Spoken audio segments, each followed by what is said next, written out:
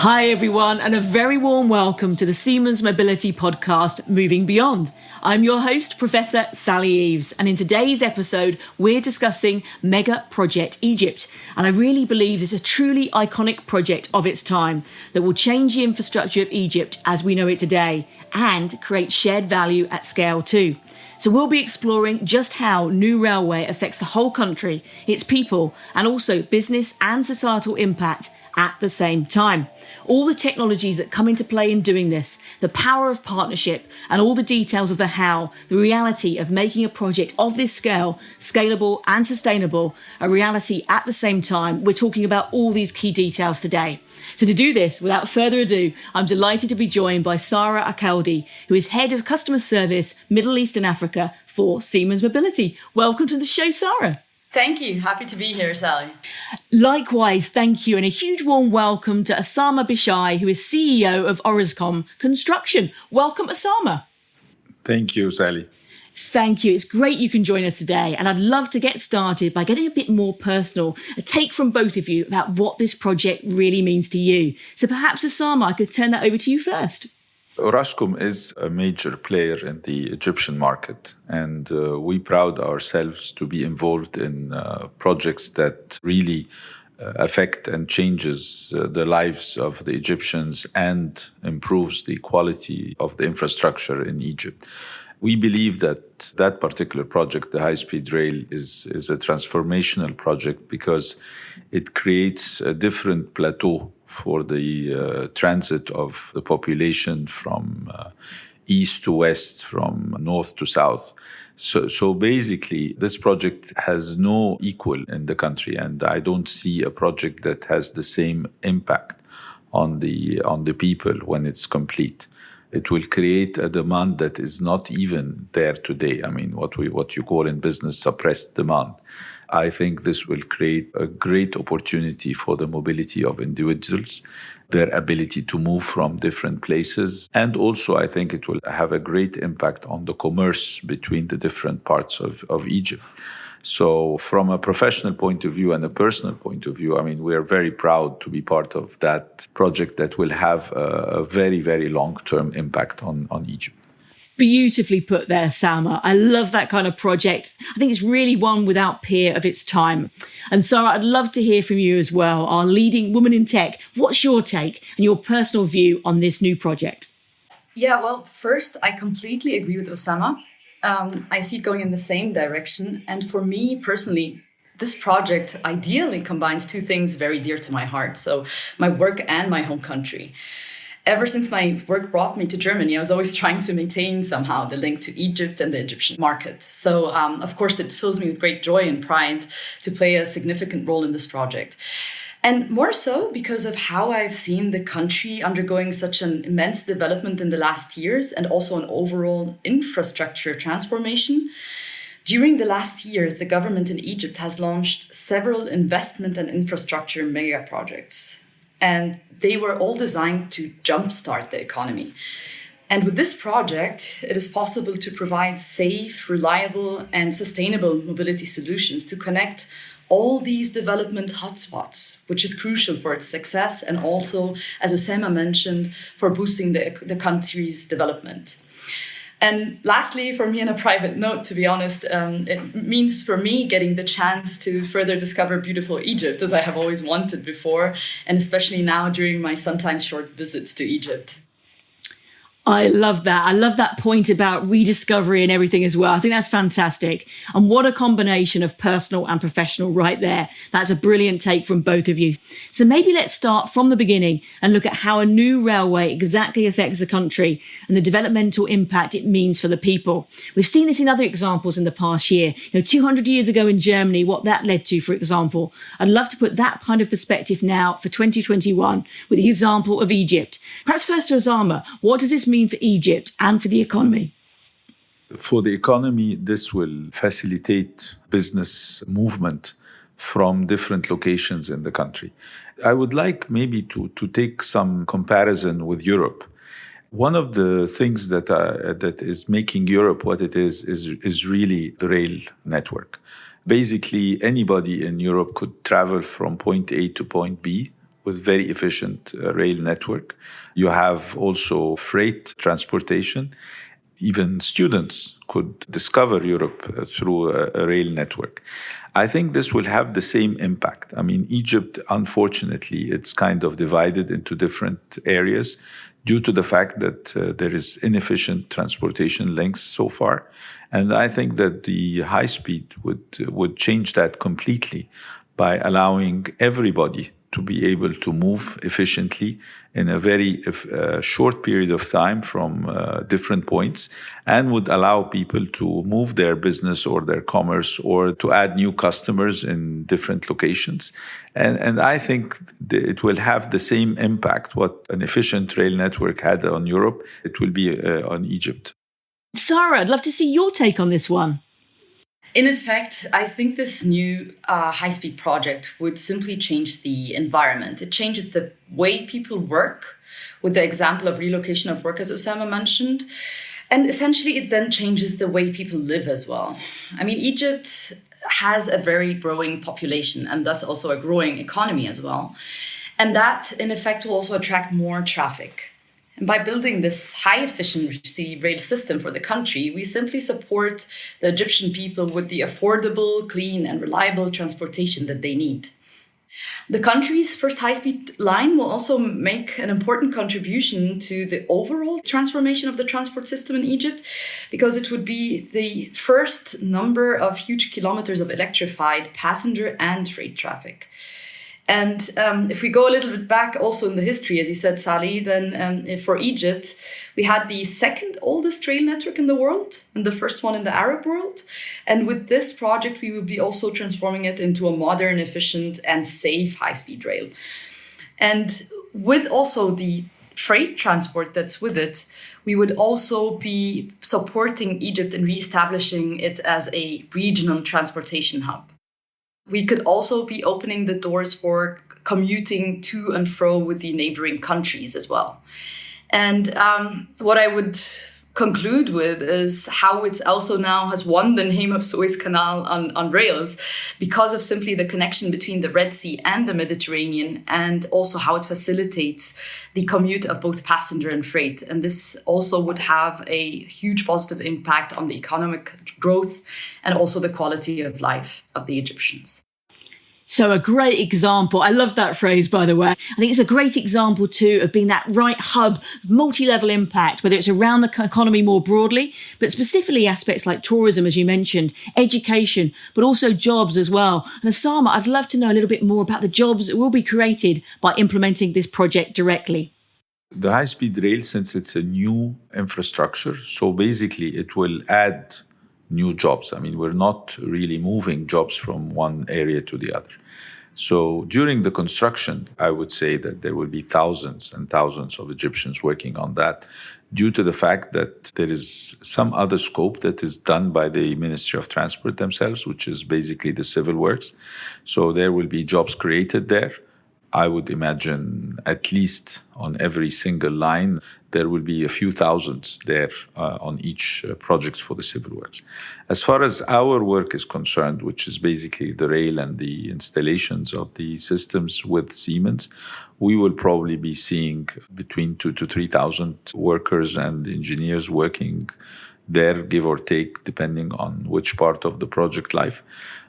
And that will probably go on for maybe somewhere between 4 to 6 years if you're looking at the entire program at once. In addition to that, because due to the fact that we have a 15 years maintenance contract, there will be a number of permanent employees for 15 years, which is technically a lifetime. These guys are permanently hired to do the maintenance stuff. What I think is more significant than creating the jobs is there will be expertise in the high-speed rail space that will be created in this part of the world. I love that in terms of new job creation, but also that expertise, specialism in this area, and the export opportunity around talent that can bring as well. Thank you, Osama. I'd love to kind of bring us into another area now as well. One very close to heart, I have to say that straight up front, that's all about sustainability. I'd love to explore that aspect, the ESG impact that this project will bring as well, around energy in particular. So, Sara, I'd love to pass it over to you to explore those benefits that we're going to see. Yes, of course, Sally. I mean, transportation is a big contributor to global emissions of greenhouse gases. So it goes without saying that this is a very relevant topic to sustainability, as you mentioned. And transitioning from car to rail is critical for the environment, and even more electrified rail, simply as one of the most sustainable modes of transport. And in case of the Egypt Rail project, the fully electrified system will actually reduce the primary energy consumption and air pollution by cutting carbon dioxide emissions by 70%. That is in comparison to the current car and bus transport emissions. If you, for instance, take a look at freight transport, the carbon dioxide emissions will even decrease by 85%. So, as you can imagine, it is quite vital for a populous country like Egypt, with its highly congested cities like Cairo, to address the environment and to address the topic of sustainability. And this will inevitably lead to an improved quality of life for the Egyptian people and a more protected environment. Absolutely. I think it's the embodiment of creating shared value there, isn't it? Across all these different benefit types and how one can impact on another. I think that's a lovely example of that. And you mentioned there about some of the technologies under the surface around electrification, for example. I mean, that brings me nicely on another area to focus on, which is the technologies that are coming into play to make this a reality. We've had big mobility topics across the 21st century, particularly around digitalization, electrification. There's also been an issue in emerging countries, for example, around tech systems being still equipped with maybe 20th century technology. These global climate goals can only be achieved if we've got this strict emission criteria that is across the board, right across the world. It's kind of drawing into that at the moment. I'd love to come back to you, Sara, to look at this. How has the system really fulfilled all of the aspects that are needed around European standards? I think it's such an important area. It completely complies, Sally. The railway system will be state-of-the-art. It is based on the latest technology and on proven products. So, for example, the signaling system to be delivered will meet the highest safety standards and requirements. Essentially, with the way it is delivered and operated, it could be located in any country in Europe. And in addition to this, we will be also supplying innovative products like the digital station and power manager, and also innovative depot.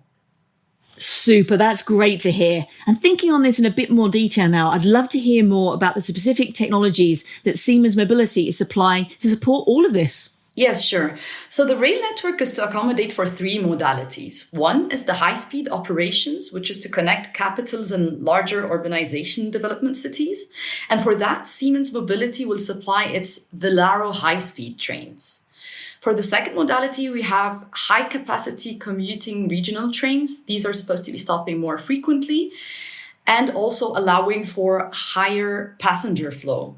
And that's why Siemens will be utilizing the Desiro high capacity, which is a double-deck regional train. And third, during off time, where there will be freight operations, the Vectron locomotives will be used. And that's with regards to the rolling stock. Furthermore, the European Train Control System, the ETCS Level 2, will be installed as a safe and reliable signaling system. And it is based also on the new computer-controlled interlocking technology. In addition to all this, Siemens Mobility will also be taking care of the railway power system, which permanently ensures an efficient energy supply, and as well state-of-the-art communication and safety systems, as well as the ticketing as well. And all of these systems will also be covered by the 15 years of maintenance services that Osama mentioned before. And this is quite critical because this is to ensure that the rail systems achieves a high availability and that this overall investment is secured. And lastly, Siemens Mobility, together with the consortium, will integrate all of these subsystems together in an overall turnkey project.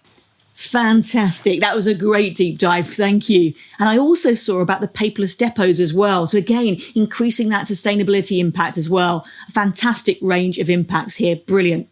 Osama, I'd love to bring back to you now to find out more about your contribution to this project as well. The power of partnership to the fore, I would say. Number one, we are the local partner. So obviously we give the consortium a lot of advice and guidance regarding local relationships and local conditions. Plus the fact that we are in charge of the workmanship for the installation of the catenaries, the steel structures, plus the fact that we are supplying and installing the track itself. I mean, we have been one of the largest track contractors in the region probably over the last maybe more than 35 years. So this is right down our expertise. Obviously, we are quite excited to get to know the knowledge of working on a high-speed rail because I think that's the future. And actually, we are also very excited that we are working on a project that has an environmental impact on Egypt for the long term. That's wonderful. And I think trust, one of the most important things of our time, that's really coming across with the nature of your relationship there. It's fantastic to see, and excuse the pun here, so sorry in advance, but the timetable, obviously the transport's objective of our theme today, but I'd love to know more about the timetable ahead, the milestones over the next 5 years or so. This project is on a fast track. Work on the infrastructure is already underway. And the first train will be delivered in autumn 2023, while the last in summer 2026. So as you can imagine, it is a great challenge for the technicians and developers, especially because of the sand, for example. They have to modify the air conditioning and propulsion technology of locomotives, power cars, and wagons. And in 2027, the 660 kilometers from Ain al-Sokhna on the Red Sea to Marsa Matruh and Alexandria on the Mediterranean Sea are to be completed. So I can assure you that the project team is already heavily working on the deliverables. Faster. I love that fantastic example. Thank you, Sara. And I'd love to ask you, Osama, as well, a little bit more about some of the employee aspects of this. We've heard talk around 15,000 direct jobs being created in Egypt. I'd love to hear a little bit more about how Siemens and consortium partners can be getting these employees. And what's the training and education aspect that's involved in all of this? I think this is one of our biggest challenges on this project because it's not only a matter of engaging or hiring bodies, it is also the matter of getting the right people and also doing the right training and go through the proper learning curve. So basically, I think there's a lot of work that we have to do together, Siemens and ourselves, in that regard. We are also trying to start engaging our people and that we have, let's say, the proper core team. But obviously, in order to have this long-term staff and working for these periods of time, I mean, we need to start hiring some of the individuals that are working in this business, not necessarily in Egypt, but Egyptians that are working in the region. But again, I think what we will be focusing on is proper training for the individuals, because I think that we will not be able to find enough people in the market to satisfy the needs for this project. So really the challenge is training and qualifying the team to be able to do the job. That's a really interesting point there. There are all these skills gaps in many industries, but what I think really attracts me about this area as well is the inspiration it can create for more people to get into the sector. And I've spoken to Sara previously about STEAM learning and getting more, people from a diverse experience of backgrounds into the sector. So I'm excited to see how that goes as well. So thank you both for sharing about that. I'd love now to turn to another area. I'd love to explore the realization of a project of this scale, particularly with the short timescales we've seen for delivery here. So with this context, I'd love to hear perhaps from Sara first about the advantage of this kind of USP around Siemens Mobility compared to the competition in making this all a reality.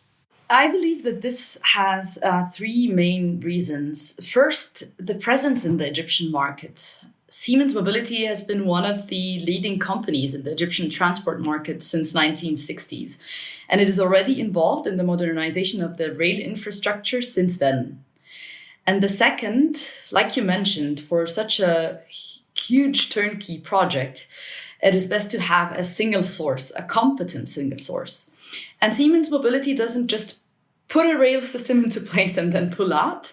Rather, it offers a full service package, an integrated rail system, and all from the single source. And this ranges from the development with the design and project management installation to also the commissioning and training and maintenance services as well. So it's simply helpful that we have all these in-house rail system deep insights on all of these different subsystems. And third, which is also very important, the trust and communication that Siemens Mobility is now together with the partner maintaining with the customer or with Egypt. And to sum all of these three together, I believe that the digital leadership that we have for comprehensive turnkey services will simply bring in an integrated and state-of-the-art high-speed rail system. And this brings us back to what we discussed before. This is essential for providing a technology boost for the country and also creating local jobs. I couldn't agree more. You're absolutely right there around those digital leadership aspects. And the three pillars I think you really brought to life. Fantastic. Thank you. And Osama, I'd love to take that question to you as well, to really bring to the fore the main advantages at Orascom and what you're delivering for this project. We were, as I mentioned, we are the largest railway contractor since more than 30 years. I think there is an additional angle that we bring as Orascom. We are probably, the way we call ourselves, we are an international local contractor.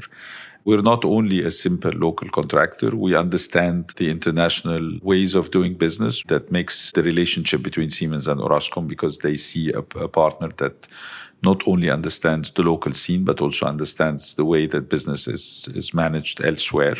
That project has an aspect of bringing funding to the Egyptian government through export credit. So again, the ability to work on the bankability and the documentation of that needs both Siemens and Orascom ability to do this. So Sally, allow me to build on what Osama said. I really like the local international statement that he made. And because this is something that was very important for us throughout the project. It was very helpful to have a major player like Orascom, who's very present in all of the major projects that are happening in the Egyptian scene lately, as well as all the transportation projects. And at the same time, having the outreach and the understanding of collaborating also with a global company. So I can only confirm that these advantages of Orascom were very helpful also for the project that we have right here at hand. Absolutely. I was going to ask about that local-global combination. You both covered that so naturally. I think that really brought to the fore. So maybe one final follow-up, Sara. Have you found any differences that works better in other parts of the world, for example, but doesn't work so well in the Egypt context compared to other work you've done before? Just to bring that final footprint to the fore, looking at your global perspective. At the top of my mind, I think one of the important things, or one of the things that work very well in Egypt, is speed. You can simply say, I've heard this also before, that Egypt is a country in a hurry, or to speak, a country that's working hard to cope with the economical and also the population growth that it has. So I believe it was of the essence to react and act in a speedy manner, and to work closely with our partners and the customer in the country to develop further solutions that best cater for the needs in the country. So I believe speed was very important and is very important, and also relationship. So again, this applies both for the partners and also the customer. And this makes a big difference, rather than just having a question and an answer to it in a project, or as a tender and a bid to it, but rather an open discussion and a collaboration that helps co-create the best solutions for the country and for its people. I think such a key word you mentioned there, co-creation. Could not agree more strongly. It really comes to the fore throughout both of your comments. I think at this point, as we come to the end of our discussion today, I'd love to bring in a question from the influencer or thought leader community. So I'm going to pass this one across now to both of you, if that's okay. Hello, Sally. I am Cyril Coste. I was wondering, what are the important factors to consider when it comes to the maintenance of such a mega project like this one? And secondly, how can you make such a project future-proof? Thank you. The first aspect in that is the human aspect. And I go back again to the training and the upgrading of the skills. In order for us to have a running system to the standard that we would like it to be, I think we have to have the right human resources to do that. And they have to have the discipline to make sure that the system is running every single day with the same fashion like the first day. So this is probably the main thing that we have to worry about, and we have to work on that. We'll probably be creating this human resources capability during the construction work itself, because probably the best people to maintain that are the people who are going to install these systems. And the second thing is that, like any big project, these projects have to have a sponsor or a person from the top management dedicated into overseeing that this is a success, whether on the construction side or on the maintenance side. For us, maintenance is always revolving around the availability and the reliability of the systems. Most of our customers, whether in my region or also worldwide, are simply looking to us to make sure that we can guarantee them that at any time their systems are up and running seamlessly with no problems, and that they can simply rely on them. And this has a couple of pillars that contribute to that, or that help us reach that high availability, the close to 100%.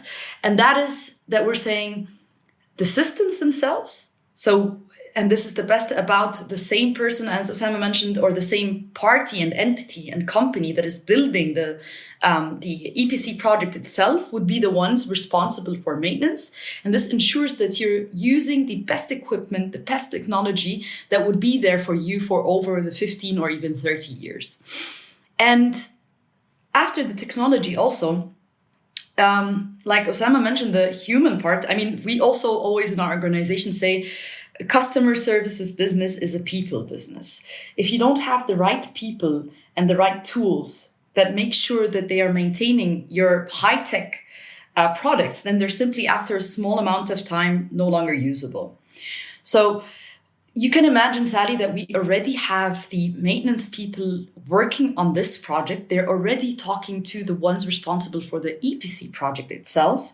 And they're already making sure that they'll be crafting the plans or the maintenance plans best suitable to keep the system up and running for a long time. They're already even on the ground talking to the customer to understand better how it would run and to make sure that they're ready for the first installment, that it would be already maintained from its first hour on the ground. And I think this is also very well tied into this whole communication concept that I mentioned before about key success factors. So it's a long time partnership. You have 15 years plus. So you need to make sure that the doors are always open between all the parties involved and that they're all collaboratively working towards the same goal of making sure that the systems are available and reliable. Perfect. Well said. Thank you. I'm going to go to just a couple of final questions now to wrap everything together. And so the first one I'd love to ask, perhaps to Osama first, is do you believe this project now sets a blueprint for other projects, particularly in areas like North Africa or across the continent, to transform and even leapfrog opportunity, I would say as well? I believe that Egypt has been always, in the particular area of infrastructure, has been leading, particularly in Africa. So I think that this project will definitely be copied in other parts in the continent, due to the fact that the only way to have better development and better economic interaction between different countries is to have better mobility. So I think this is a start of a very, very long-term expansion in the railway network in this part of the world. Absolutely. And Sara, is that what you're seeing as well? Of course, I totally agree with Osama that this would be a blueprint for other projects. And I even think that the fact that Egypt is located where it is, with this lovely corner in Africa and also very well connected to Middle East and Europe, I do see the potential of the extension of such a project. I mean, not to forget that it is connecting the East to the west of Egypt. So it's very conveniently open for a connection to Libya, for example, or any of the neighboring countries. Should the two following lines also be realized, then you'd have north to the south, which means you are also ready to connect to the south of the continent in a very easy way. So I do see it as a blueprint for other projects, and I do see it as a cell or as a nucleus for other projects that would be connecting all of the countries in the continent as well. Excellent. And just to add in, I also see this as a blueprint around embedding diversity, equity and inclusion as well. And kind of reimagine, if you will, that we've traveled to the future. We've looked at that timeline that Sara was discussing earlier, and we've reached that project completion point. What would you do first? And in fact, what will you do first? How will you see that enabling and improving your life at that point of project completion? Osama, if I could ask you first.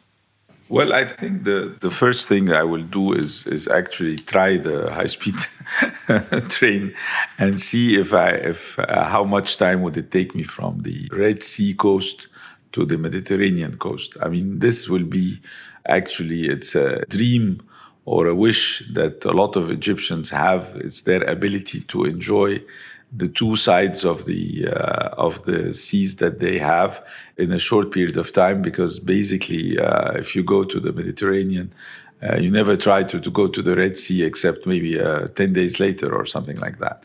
So I would like to try that and see if I'm able to enjoy that. And the other thing I believe is the freight part. I think that will have a great impact on the way business is being conducted, whether it's for commerce or even for contractors like ourselves, where we have our central areas are around the Cairo area, and we have a project, let's say, towards the borders of Libya or towards the border of Sudan, and we use the freight capability of that network to be able to utilize, to move our stuff from point A to point B.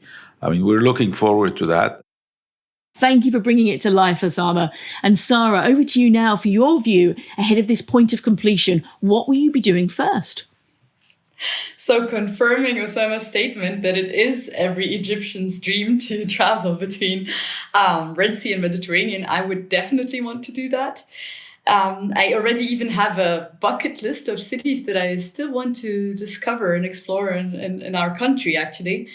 And this would be for me a journey of exploring whether the cultural heritage that we have and the archaeological one that comes along with it as well, but also for leisure, because I do believe, as I mentioned at the beginning, that there are many gems that are for me yet to be discovered in the country. So I believe it's a journey of discovery that I'm planning to also take with me some of my relatives who've been keen to doing that for a long time, whether the ones located outside of Egypt or those there as well. Just to give you an anecdote on that, my 14-year-old nephew was asking me on a daily basis whether we've signed or not, simply because he's keen on using the project as soon as it is up and running. So I still have to tell him the timeline, but he'd be one of the first passengers with me also on that trip. Wonderful. Well, we've mentioned a couple of phrases here around a journey of discovery and also a country in a hurry. I think that's two things that really kind of round off our conversations today. So Osama, Sara, thank you so much for sharing your perspectives. I truly believe this is a project without peer, transformational. I think it just goes to show as well the power that mobility has to impact so many aspects of life, from employment opportunities to tourism, to education, to connection, to sustainability. I could go on, but it's really this shared value opportunity within Egypt with broader impact too. I really think a blueprint for so many different areas of impact that a lot of other countries and industry sectors will take a lot from. So thank you everyone for listening, and thank you both for joining us. Thank you. Thank you, Sally. Thank you, Osama. And this was the final episode of the first series of Moving Beyond. So don't forget to hit subscribe or follow on your favourite podcast platform to stay updated for news of the second series coming soon. And also don't forget to follow Siemens Mobility on all social channels to stay updated and join in the conversation. We look forward to engaging with you. Thanks, everyone.